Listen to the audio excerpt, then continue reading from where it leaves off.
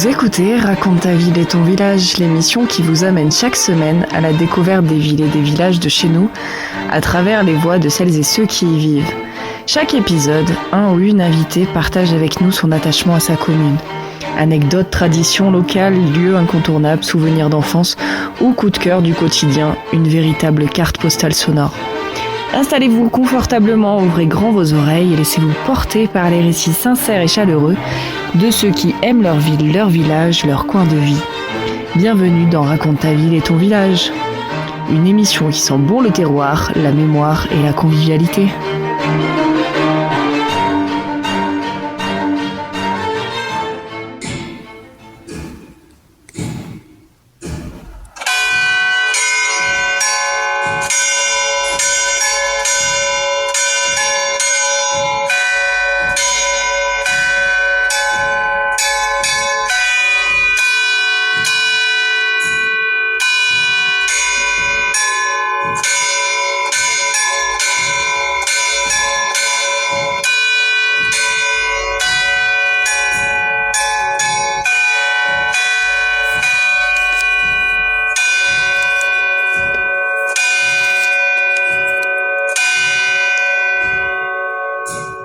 Et bonjour à tous et à toutes, je suis en compagnie aujourd'hui de Bernard Prunier, président de l'association pour la sauvegarde de l'église de Val-des-Prés. Bonjour Bernard. Bonjour. Donc aujourd'hui on est dans cette jolie église toute restaurée à Val-des-Prés. Et on va parler un petit peu de l'histoire de votre association qui s'est montée. Alors l'association pour la sauvegarde de l'église de Val-des-Prés existait déjà depuis 1974. Mais comme beaucoup d'associations, elle s'est épuisée et petit à petit, elle est tombée en désuétude. Et c'est suite à une intervention du père Paul Gilberge en 1989 qu'un petit groupe de l'église a repris de paroissiens a repris en main cette association. Et jusqu'à ce jour, elle continue. Donc, nous avons eu la chance qu'en 1989, l'église soit classée monument historique, ce qui nous a permis d'avoir une reconnaissance au niveau national et au niveau régional, et surtout d'obtenir des subventions pour les travaux. Alors, de gros travaux étaient faits, qui ne se voient pas facilement. Donc, il y a eu la mise hors d'eau qui a été refaite. Tous les vitraux ont été changés parce qu'il n'y a plus de vitres. La neige, la pluie rentrait l'hiver dans l'église. Donc, à l'époque, du fait que l'église soit classée, grâce à l'aide du département, de la région et de l'État, de gros travaux sur l'architecture du bâtiment ont été réalisés. Et maintenant, l'association, quand les travaux continuent, l'association s'occupe de la restauration et de l'entretien des biens mobiliers. Alors, quand on en parle de biens mobiliers, ça comprend tous les tableaux, les retables, les objets qui sont encore affectés au culte. Et donc l'association essaye avec ses modestes moyens de venir en aide à la commune, parce que c'est vrai que les églises sont propriété des communes, et comme beaucoup de petites communes rurales en France, les communes n'ont pas les moyens de réaliser ces restaurations. Donc notre association depuis 1989 s'est engagé, on approche les 400 000 euros de participation de l'association aux travaux de restauration de l'église. Alors cette église, c'est une église qui remonte à l'origine, d'après les documents que nous avons retrouvés, elle remonte au XVe siècle. Il y avait une chapelle, la chapelle Saint-Claude, proche des maisons de Val-des-Prés, et le 6 février 1460, devant le prince Jean, archevêque d'Embrun, les habitants du village réunis ont demandé que la chapelle soit érigée en église paroissiale avec fonds, baptismaux et cimetière. Donc nous avons pu récupérer, bien que cette église soit, sur les documents officiels, elle soit datée du XVIIe siècle, elle n'est pas du XVIIe siècle, elle est du XVe siècle, il y a beaucoup d'éléments, nous avons les documents d'origine, il y a beaucoup d'éléments qui prouvent qu'elle est du XVe siècle. C'est vrai que le décor intérieur a été modifié. L'église, c'est une église de style lombard qui a été baroquisée au XVIIe.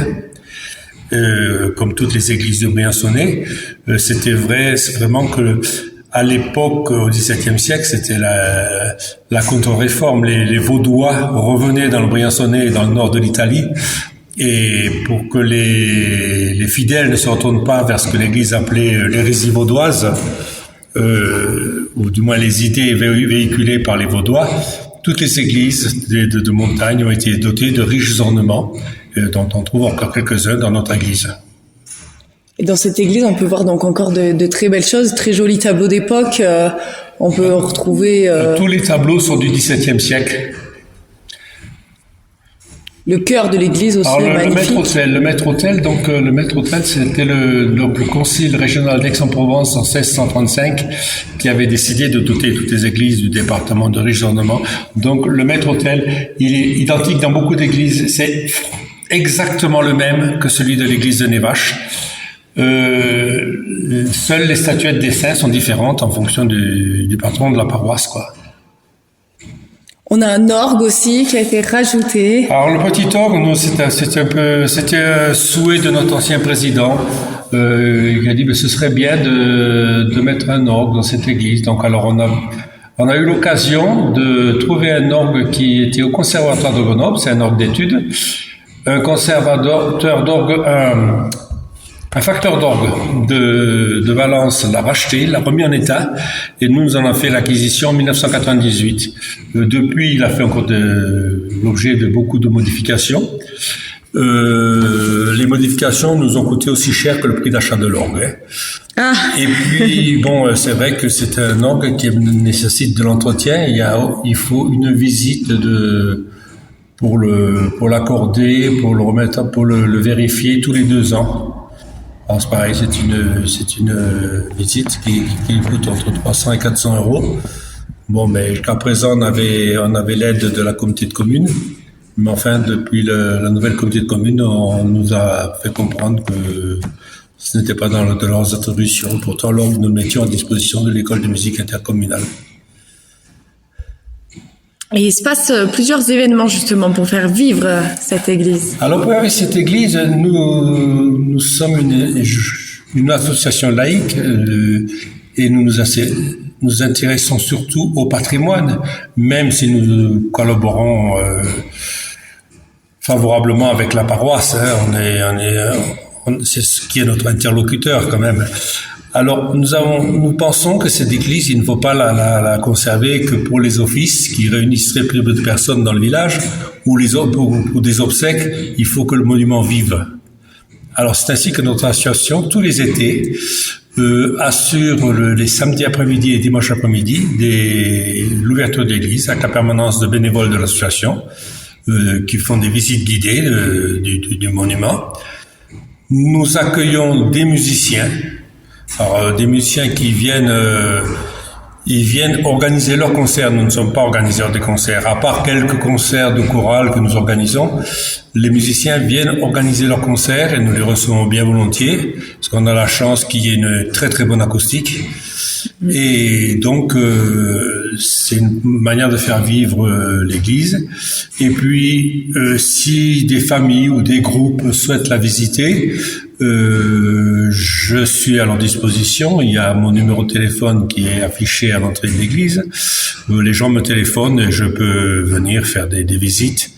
J'ai même fait des visites de nuit. Ça peut être sympa. Il y a une ambiance différente. Et on se rend pas compte, mais la restauration de tout ça coûte un budget. Alors c'est un budget conséquent. Et c'est vrai, c'est un budget qui n'est pas forcément à la portée de petites communes comme la nôtre. C'est vrai que Val-des-Prés a 2 églises, celle de la Vachette et celle de Rosiers. Je pense qu'on est une association assez dynamique. Les gens, nous réunissons une 60aine d'adhérents. Actifs, vraiment, il y a le bureau, nous sommes 3 personnes, donc j'ai une trésorière et une secrétaire, et moi-même. Ce sont essentiellement les membres du bureau qui assurent le fonctionnement administratif et légal de l'église. Et par contre, le jour où nous avons besoin de petites mains pour faire un grand coup de ménage, là, les gens se déplacent tous. Le village arrive. Oui, on a du monde. Il vaut mieux des fois que 4 ou 5 personnes bien motivées qu'une troupe qui se marche dessus. Et c'est ainsi que cette église, comme j'ai expliqué, cette église, tous les tableaux qui sont tous des tableaux du XVIIe siècle, donc, ont été restaurés et pour beaucoup n'ont pas coûté un centime à la commune. Dans la mesure où l'église est classée, le mobilier, c'est-à-dire les tableaux sont classés, ils peuvent bénéficier de subventions allant entre 10 et 40%. Jusqu'à présent, nous avons toujours eu 40% de subventions.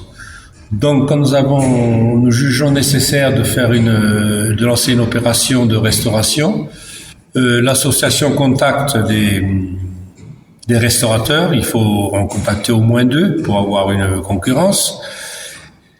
Et une fois que les restaurateurs ont fait leur devis, et avec l'accord de la Direction générale des affaires culturelles, nous demandons à la commune de lancer l'opération de restauration. Ce qui fait que la commune va payer la facture, la commune va encaisser les dons et l'association fera un don à la commune correspondant à 64% du montant hors taxe de la restauration afin que cette opération soit blanche pour les finances de la commune, puisque la commune récupérera 16% des 20% de TVA. Alors actuellement, notre association, nous approchons à peu près depuis 1989, nous approchons les 400 000 euros de participation aux travaux de restauration de l'église. Wow. Et là, nous nous sommes lancés, étant donné que nous avons eu quelques difficultés de contact avec la direction régionale des affaires culturelles, nous nous sommes lancés dans la restauration de certains mobiliers, les bandes, l'église.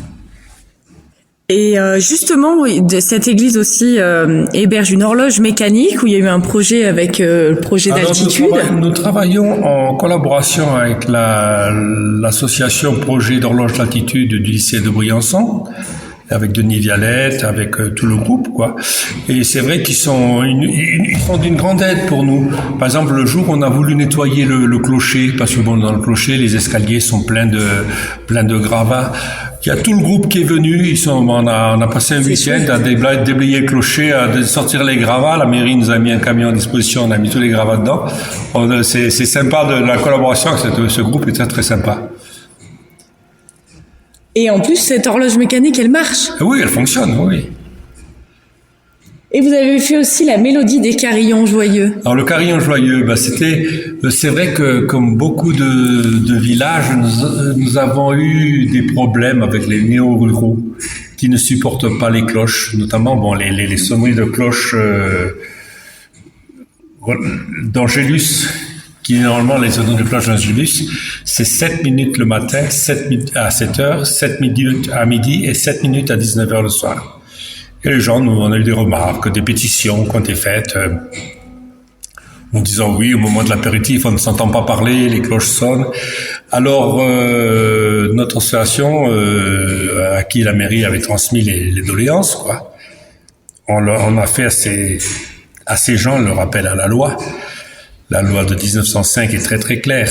Les sonneries de cloches civiles sont de la police du maire. C'est-à-dire les sonneries des heures la nuit, on peut arrêter l'horloge la nuit, c'est possible. Les sonneries en cas d'incendie, de tocsin, mais toutes les sonneries liées au culte et à la tradition sont intouchables. Ah, bien.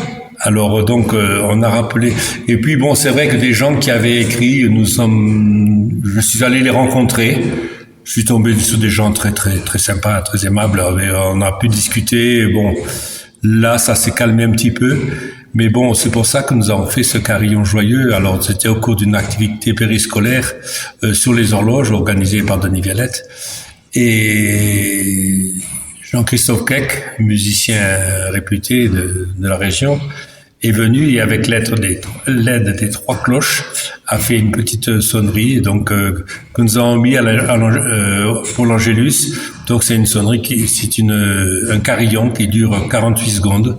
Donc c'est ce qu'on a entendu au début de l'enregistrement. Voilà. Et il a l'air de satisfaire tout le monde. Peut-être plus doux. Et justement, Bernard, tellement que vous êtes passionné de ce patrimoine, ici à Val-des-Prés, vous en avez écrit un livre. Alors, disons que c'est vrai que avant, tant que nous avions les archives de l'église, les archives qui remontaient au XVe siècle, nous les avions à l'église et il y a quelques années, le conservateur des archives départementales est venu. Mon prédécesseur lui a ouvert la sacristie et il a emporté toutes ses archives. Et malheureusement, on ne sait pas où elles sont passées. On ne les retrouve pas. J'avais fait quelques photocopies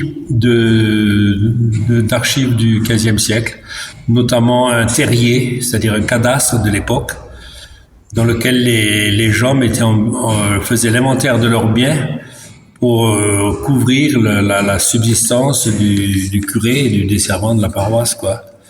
Et donc toutes les archives ont disparu. J'en ai retrouvé un petit peu, j'en avais photocopié un petit peu.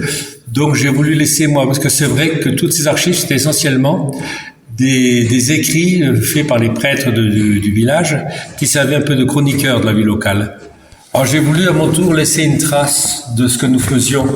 Bon, peut-être que dans 2 ou 3 siècles, on en parlera. Quelqu'un sera peut-être content de retrouver ce livre. Donc j'ai essayé d'écrire l'histoire du village à travers l'histoire de son église. Et c'est vrai que pendant ces visites d'église, on fait des rencontres très, très, très intéressantes. C'est pour ça, ainsi que Saint-Claude, j'ai appris l'histoire de Saint-Claude en faisant visiter avec l'église. J'ai un vieux monsieur qui vient et qui me dit, qu'est-ce que vous savez de Saint-Claude?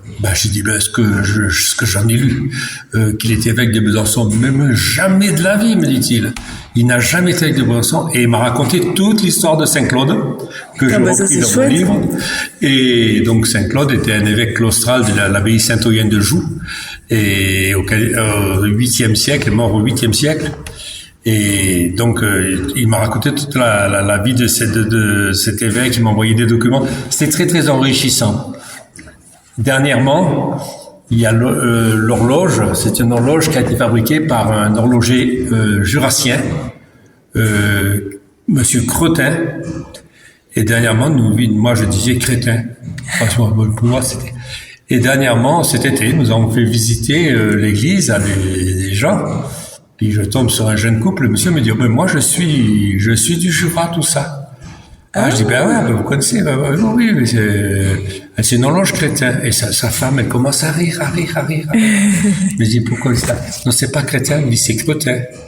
Elle dit, mon mari, c'est monsieur Cretin, c'est l'arrière-petit-fils du monsieur qui a fait l'horloge.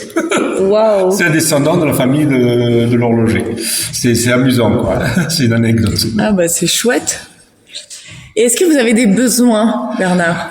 On a toujours des besoins, mais c'est-à-dire que notre association, on a pris une manière de travailler maintenant. C'est très très compliqué de gérer une association maintenant si on veut être en règle avec la loi. Nous avons été autorisés par les services fiscaux à délivrer des reçus fiscaux qui permettent aux personnes qui nous font des dons de les déduire de leurs impôts. Bon, ça se faisait, on faisait les reçus fiscaux. Maintenant, on est obligé d'ouvrir un compte d'entreprise auprès des services fiscaux, de déclarer tous les ans le nombre de reçus fiscaux que nous avons délivrés et de déclarer la totalité de la somme. Bon, nous ne sommes pas imposés, Oui. Ça viendra peut-être un jour, mais enfin, faut pas leur donner d'idée. Donc, c'est une complication. Maintenant, il y a une obligation, paraît-il, qui est apparue, c'est de prendre un engagement républicain. Les associations doivent prendre un engagement républicain. C'est-à-dire qu'elles respectent la devise républicaine, liberté, égalité, fraternité. Mais enfin, cette année, on ne l'a pas fait encore, on attend qu'on nous le réclame vraiment officiellement. Mais c'est devenu très très compliqué. La paperasse, on aime bien. Alors, notre façon de travailler, donc nous avons maintenant, avant, c'est vrai qu'une association, on avait un grand livre comptable, marqué dépenser ça. Maintenant, on est obligé de faire vraiment un plan comptable. On fait un plan comptable, avec une comptabilité par poste. Et notre souci, c'était tous les ans de réaliser les travaux en fonction de nos ressources. Nous, l'argent que nous avons n'est pas fait pour dormir à la caisse d'épargne. il est utilisé. C'est ainsi que tous les ans, nous passons entre 5 000 ça varie entre 5 000 et 10 000 euros de travaux qui sont financés par l'association. En fonction de ce que nous avons en ressources. Donc, c'est vrai que nous gardons le moins d'argent possible à la caisse d'épargne. C'est-à-dire que si un travail qui sera réalisé cette année, qui n'est pas réalisé cette année, l'année prochaine, les prix auront pris 20 ou 25% dessus. Donc, on le fait faire les travaux au fur et à mesure qu'on a l'argent. Alors donc, dire qu'on a des gros besoins, non, on peut pas dire qu'on a des gros besoins. Mais c'est vrai que nous vivons des cotisations de nos adhérents. Nous avons une 60aine d'adhérents. Nous vivons des dons laissés au tronc. Nous, les adhérents, la cotisation est de 10 euros. Depuis la création de l'association, c'est 10 euros. Mais rares sont les adhérents qui ne donnent que 10 euros. Les gens donnent beaucoup plus, hein. Et puis nous avons la chance d'avoir quelques mécènes, des gros donateurs on n'en a pas beaucoup, hein, mais on en a. Et puis l'été, nous recevons des musiciens qui viennent organiser leurs concerts dans l'église. Et si la recette est bonne, ils nous font des dons. Et puis il y a quelques associations, par exemple, notamment l'association l'Écho de la Glisane, qui vient faire un concert tous les ans, et donc c'est une recette au panier, et il nous laisse la totalité de la recette. Vraiment, et en plus ce sont des concerts formidables, d'une qualité exceptionnelle, et nous sommes très très heureux de pouvoir compter sur l'amitié de ces gens. Et on peut retrouver un petit peu toutes vos informations sur Facebook. Alors nous avons sur Facebook, dans les groupes, il faut chercher le groupe Association pour la sauvegarde de l'église de Val-des-Prés, et au fur et à mesure les informations importantes figurent sur ce site. Nous avions un site avant, mais c'est vrai que avec les changements de Windows, tout ça, nous n'avons pas pu le continuer. Donc c'est un site, il existe toujours, mais il est en sommeil, donc il est plus actualisé. Donc il fallait avoir vraiment sur le site Facebook de l'association. Aussi, on se rend sur place de toute façon, on peut vous appeler. Voilà, sur place, je suis toujours à disposition des gens dans la mesure du possible, je suis toujours à disposition des gens pour faire la visite. Merci beaucoup Bernard. Avec plaisir.